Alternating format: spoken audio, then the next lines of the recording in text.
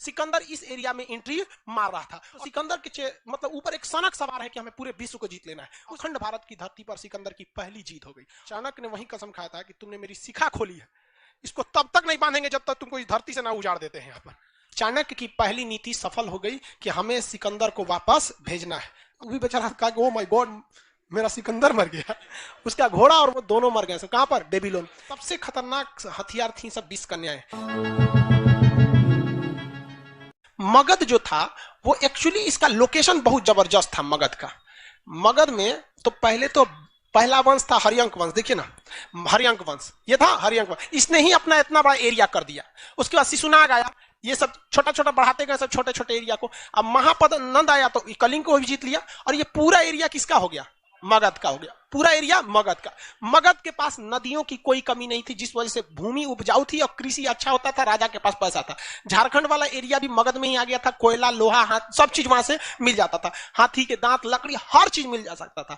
मगध इतना बड़ा था कि इसे कोई जीतने की सोचता नहीं था। इधर से हमला करके घुसिएगा तो इधर से आके थूर देगा आपको। तो यहां पर कोई नहीं। ऊपर मगध में पूरी तरह से पहाड़ था, नीचे बंगाल की खाड़ी थी। मगध चारों ओर से सुरक्षित था, बड़ा एरिया था। लेकिन भारत का पश्चिम और उत्तर का भाग, यानी ये वाला भाग, पश्चिमोत्तर भाग कैसा था? अशांत था। पश्चिमोत्तर भाग कैसा था? अशांत था। तो प्राचीन काल में भारत का पूर्वी भाग यानी मगध का एरिया कैसा था? शक्तिशाली और शांत था, राजनीतिक रूप से स्थिर था। यहां कोई इसके शासन को हिलाने वाला नहीं था जब तक कि इनके खुद के सेनापति वगैरह इनको मार काट के ना हटा दे। अभी भी देखिए 3-3 वंश चेंज हो गया, क्या कोई बाहरी आक्रमण हुआ है? नहीं। लेकिन सिकंदर इसी वक्त में, इसी समय में 326 ईसा पूर्व, कब? 326 ईसा पूर्व सिकंदर इस एरिया में एंट्री मार रहा था। और जब इधर एंट्री मार रहा है तो बताइए ये कौन सा एरिया कहलाएगा? आसान था। यहां दो महाजनपद मिलेंगे। एक आपका कौन सा मिलेगा? कंबोज। एक आपको मिलेगा गांधार। तक्षशिला राजधानी थी। तो वो इस एरिया में आने लगा। कौन? सिकंदर। अब सिकंदर जब यहां आने लगा तो तक्षशिला जो जगह था, तक्षशिला के एक गुरु थे जिनका नाम था चाणक्य, विष्णुगुप्त या कौटिल्य, तीनों उन्हीं का नाम था। उनके पिता का नाम था गुणी, तो गुणी पुत्र चाणक्य, गुणी पुत्र चाणक्य तक्षशिला यूनिवर्सिटी में प्रोफेसर थे। तो उनको एक बात पता थी कि अगर सिकंदर यहां आ गया तो सिकंदर के मतलब ऊपर एक सनक सवार है कि हमें पूरे विश्व को जीत लेना है। उसे जरूरत नहीं है, लेकिन उसे सनक सवार है कि हमें पूरे विश्व को जीत लेना है। जब कभी भी कोई दूसरा व्यक्ति शासन करने लगता है अपने देश के ऊपर तो सबसे ज्यादा अत्याचार गरीब लोगों पर होता है, क्योंकि उसको अपने से कोई मतलब नहीं है। जैसे मान के चलिए हम ही को आप चाइना का प्रधानमंत्री बना देंगे तो क्या करेंगे? सबसे पहले चीन का दीवार तुड़वा देंगे। अब भारत के किसी व्यक्ति को आप चीन का शासक बना देंगे, क्या विकास करेगा?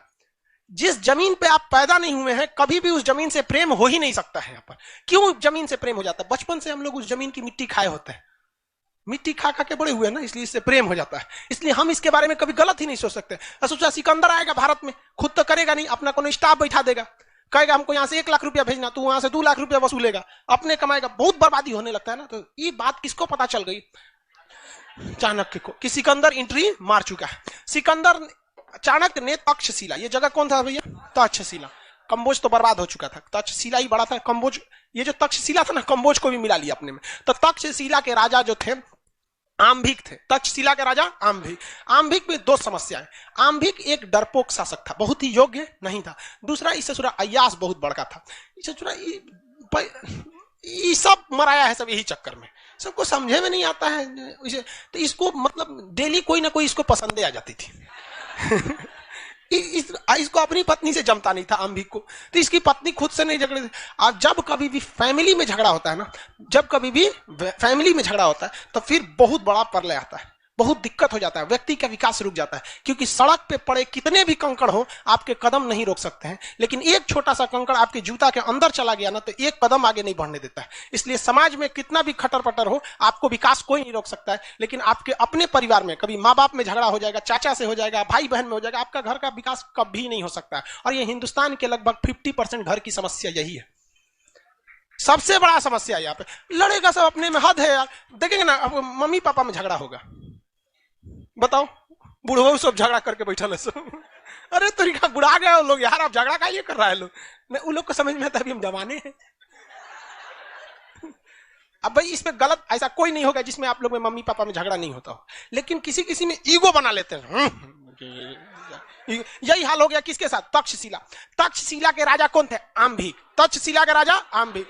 इनका पत्नी से जमता था नहीं, तो पति पत्नी जो थे उन्हें दाम्पत्य जीवन कहा जाता है। शुद्ध हिंदी में दंपत्ति मतलब क्या होता है, हस्बैंड वाइफ। तो इनके दंपत्ति जीवन उतना अच्छा से नहीं था। जबकि सिकंदर की पत्नी रेक्सोना बहुत सुंदर भी थी और मतलब दोनों में जमता भी था, दूरदर्शी विचारधारा की थी वो।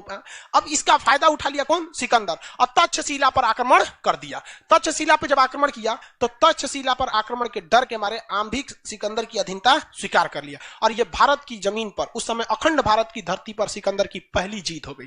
और आंभिक यही नहीं रुका, चोट्टा उसने कह दिया कि आप आगे बढ़िए और यहां सिंध का राजा पोरस जो है, पोरस को हराने में हम आपका साथ देंगे। तो पोरस को मारने में खुद भारत का राजा आंभिक था और सिकंदर की फौज थी। सिकंदर की फौज ने जितनी बुरी तरह से पोरस को नहीं मारा, उससे बुरी तरह से उसकी सारी सूचनाओं को लीक कर दिया गया। किसके थ्रू, आंभिक के थ्रू, तक्षशिला के राजा आंभिक। और पोरस को भी क्या कर दिया गया, हरा दिया गया। और पोरस को जब युद्ध के मैदान पर हराया गया तो पोरस को उसको रथ से घसीट के लाई सिकंदर की सेना, सिकंदर के सामने खड़ा किया गया। सिकंदर ने बोला कि देखो तुम क्या चाहते हो, मेरे घुटने टेक दो, हमें तुम्हारी जिंदगी बकस देंगे। कहा कि काट दो, हमको ऐसी थूकी हुई जिंदगी नहीं चाहिए, आंभिके को दे दो, वहां पर नहीं रहना हमको, ऐसे किसी के भीख पे पलना। तो बहुत खुश हुआ सिकंदर, बहादुर ही बहादुर की इज्जत करता है वहां पर, बहुत खुश हुआ। और सिकंदर की पत्नियों खुश हो गई। तो सिकंदर को कहा कि रे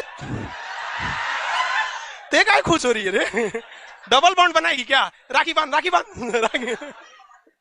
तो क्या बनवा दिया, राखी बनवा दिया। समझ आ रहा है कि नहीं आ रहा। सिकंदर भी टेंशन फ्री हो गया क्योंकि बहादुर था, इसको टेंशन था कहीं व्हाट्सएप नंबर मिल गया तो दिक्कतें हो जाएगी।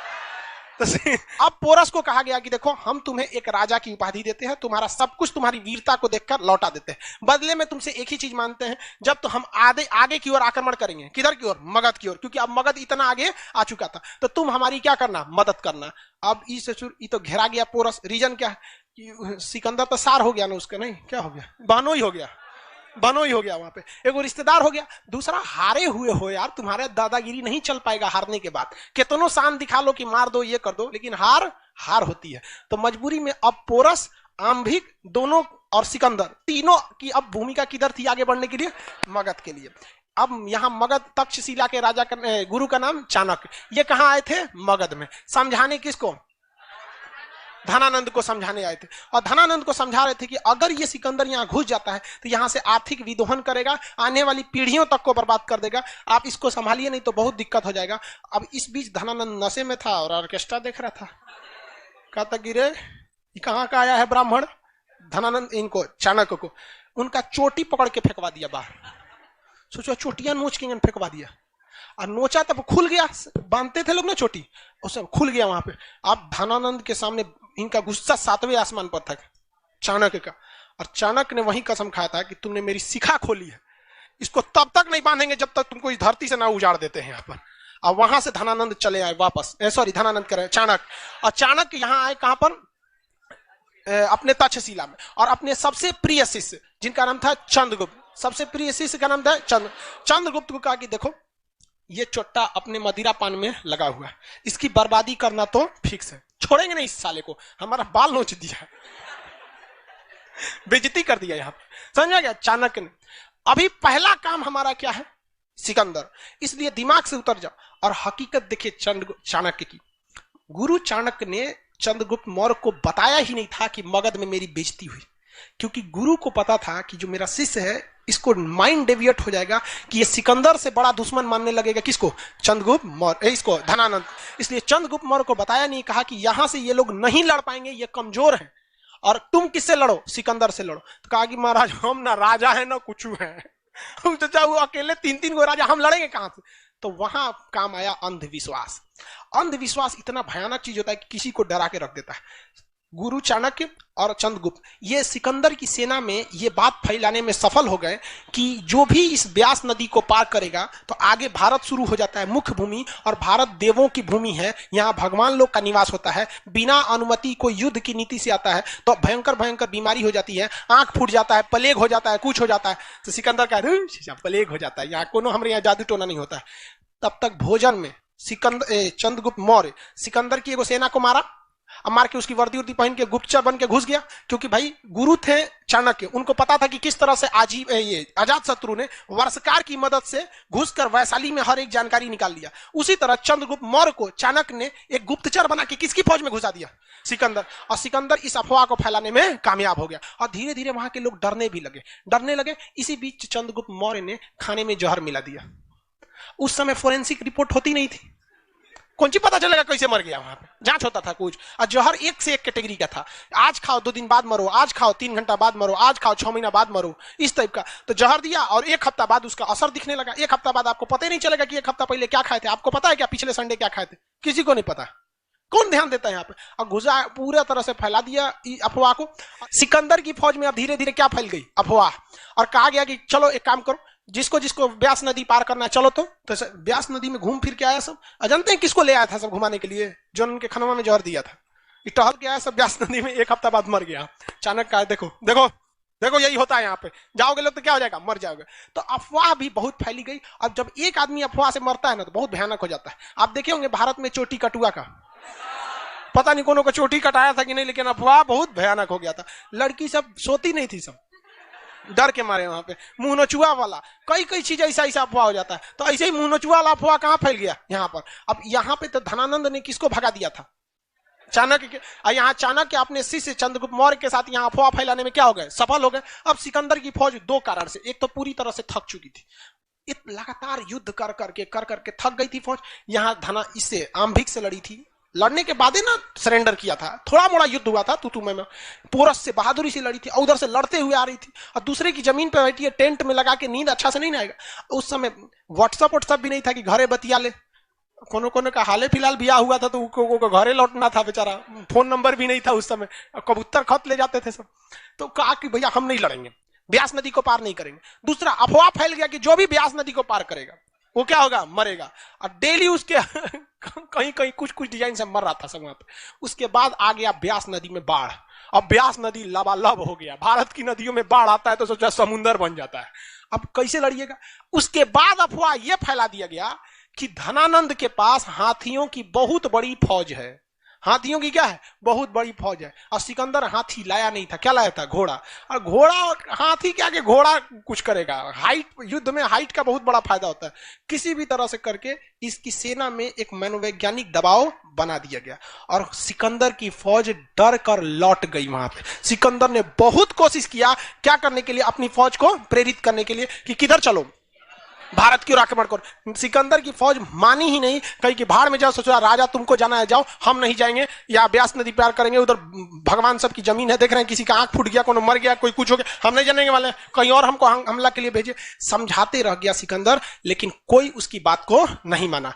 चाणक्य की पहली नीति सफल हो गई कि हमें सिकंदर को वापस भेजना है। अब दूसरे नंबर पे कौन है? कौन? धनानंद। शक्तिशाली कौन था? सिकंदर। जब सिकंदर को वापस भेज दिया गया तो धनानंद को नहीं डेक्ची के मसाला है। इन दोनों का विश्वास भी बहुत ऊपर उठ गया। लेकिन इसमें एक गड़बड़ हो गई थी। सिकंदर का जो नौसेना प्रमुख था, एडमिरल नहीं होते थे आज के समय में, एडमिरल, नौसेना प्रमुख नियारकस, क्या नाम था? नियारकस। वो अपनी फौज को चुपचाप नौसेना प्रमुख लेके चला गया, क्योंकि उसका काम था नाव बनाना नदी उदी को पार करने के लिए। समझ में आ रहा है कि नहीं आ रहा? तो सिकंदर का सेनापति नियारकस जो था वो तो लौट गया, लेकिन सिकंदर का थल सेना प्रमुख जो था सेलुकस निकेटर, क्या नाम था? Seleucus Nicator. उसको डाउट था कि यहां कोई श्राप से लोग नहीं मरा है, कुछ ना कुछ यहां पर गड़बड़ है। वो सिकंदर को नहीं जाने देना चाहता था, लेकिन सिकंदर भी अपनी फौज के आगे मजबूर था, लौट गया। यहां पर सारा तांडव हुआ था, यही एरिया था। यहाँ ये है आपका तुर्की, ये है ना तुर्की। और तुर्की के पास यहाँ है मेसिडोनिया। जस्ट तुर्की के पास कौन सा जगह है? मेसिडोनिया। सिकंदर ससुरा कहां से आया था? मेसिडोनिया। इसी को क्या कहते हैं? मकदूमिया। इसी को क्या कहेंगे? यूनान। इसी को क्या कहेंगे? ग्रीक। सब इसी एरिया का है। ग्रीक, यूनान, सब एक ही एरिया का नाम है, ग्रीक। जैसे हम लोग किस तरह कहलाते हैं? अखंड भारत। उसमें ससुरा अफगानिस्तान भी आ जाएगा, पाकिस्तान आ जाएगा, भारत आ जाएगा। उसी तरह कौन सा? ग्रीक या यूनान। देश का नाम बोलिए तो मेसिडोनिया, मकदूमिया। इधर से ससुरा आया और यहां पर आक्रमण किया। यहां पर इतना मारधार कर रहा था, और जब सब नहीं हो पाया तो यहां से क्या हो गया? लौट गया। इसका नौसेना प्रमुख इधर से लौट गया और ये इधर से ऐसे लौट रहा था। लौटा, जब इराक में पहुंचा। ये लड़ाई कब लड़ी गई? 326 ईसा। पोरस से लड़ाई हुई 326। क्या आगे भारत में बढ़ सका? नहीं। लौटा तो भैया ये तो 326 के बाद 27 आएगा कि 25 आएगा? 25। बीसी उल्टा चलता है। बीसी मतलब क्या होता है? उल्टा चल। तो यहां पहुंचा इराक में, लौटा धीरे धीरे पैदल सेना से आराम से लौटता था। कहीं 1 महीना इंतजार करता था, कहीं पार्टी चलती थी, कहीं कुछ, किसी दूसरे दोस्त से मिल गया। ऐसे करते करते यहां पहुंचा 323 ईसा पूर्व। कब पहुंचा? 323। किस देश में? इराक में। अभी यहां आतंकवादी भर गया ISIS वाला। तो इराक में, इराक का शहर का नाम है बेबीलोन। क्या नाम है? बेबीलोन। 323 ईसा पूर्व ये कहां पहुंचा? बेबीलोन। बेबीलोन में इसे में पेट में अचानक दर्द हुआ, पेट में दर्द हुआ, और पेट दर्द की वजह से इसमें डायरिया टाइप की बीमारी, उस समय अल्ट्रासाउंड से होता ही नहीं था, अल्ट्रासाउंड नहीं होता था। इसके वैद्य वगैरह ने बहुत इलाज कराया और मर गया। कहां पर? बेबीलोन में मर गया। जब ये मरा ना तो इसका घोड़ा का नाम था बुके फराल। घोड़ा का नाम क्या था? बुके। घोड़ा भी बेचारा मर गया हार्ट अटैक से। वो भी बेचारा कहा कि ओ माय गॉड मेरा सिकंदर मर गया। उसका घोड़ा और वो दोनों मर गए। कहां पर? बेबीलोन। इतिहास का एक धड़ा ऐसा भी है जो ये कहता है कि इस सिकंदर को जहर देने का काम चाणक्य ने ही किया था। इतिहास का है, क्योंकि चाणक्य जहर विद्या में बहुत ही निपुण थे। वो उनकी सबसे खतरनाक हथियार थी सब 20 कन्याएं। जो लड़की छोटी रहती थी ना तो बचपने से समझ में आ जाती है सब 5-6 साल में कि बड़ी होगी तो ये बहुत खूबसूरत होगी। तो ऐसी लड़कियों को वो क्या करते थे? सेलेक्ट करके और उनको 20 कन्या बना देते थे। उनको नमक की मात्रा कम देते थे ताकि जिससे कि उनके शरीर में जहर की मात्रा बढ़ जाए। थोड़ा जहर देते थे, हल्का हल्का, जिससे शरीर एडॉप्ट कर सके। उसके बाद उन्हें क्या बना देते थे? 20 कन्याएं। और ये 20 कन्याएं बहुत खतरनाक थी। सिकंदर की सेना में कई गो 20 कन्या दांते काट काट मुंगा दी सब। यहाँ पे खूब सुंदर थी सब। लड़का सब ससुरा पगला होता है, सही सब खूब सुंदर रहेगी। और सुंदर लड़की को क्या दिक्कत है? मेकअप मार के आएगी, देख के इसे बाल मुस्कुरा दी काम कर। ओ माय गॉड, हद है यार तुम लोग। यहाँ मर गया वहां पे। तो ये 20 कन्याएं भी बहुत थी सब उनके पास। इनकी बहुत बड़ी शक्ति थी। समझ में आ रहा है कि नहीं? आजकल भी 20 कन्याएं, दांत में नहीं आंख में जहर है तो पूरा करियर चौपट हो जाएगा। समझ में आ रहा है कि नहीं आ रहा है? तो ऐसे लोग से क्या करना है? बच के रहना है। इतिहास का यह धड़ा यह भी कहता है कि जहर किसने दिया था? चाणक्य ने। किसने दिया? चाणक्य ने दिया। खैर अब इसका कोई प्रूफ नहीं है कि जहर चाणक्य ने ही दिया था, और अगर दिया था तो बहुत अच्छा किया था, मरा गया। अब एक और तर्क है कि भारत को उसने नहीं जीता था। तो भाई अगर आप अखंड भारत कहते हैं, तो उसने भारत पर घुस चुका था। लेकिन वर्तमान भारत को कहते हैं तो नहीं घुसा था। तो वर्तमान जो भारत है इस पर आक्रमण नहीं कर पाया था। लेकिन उस समय का जो भारत था या जो अखंड भारत था, उस समय देखिएगा तो उस समय तो आम्भिक भी तब हम ही लोग में थे, पोरस भी हम ही लोग में थे कि नहीं थे यहाँ पर। तो ये सिकंदर लौट गया यहाँ पे। सिकंदर का फाइल निपट गया।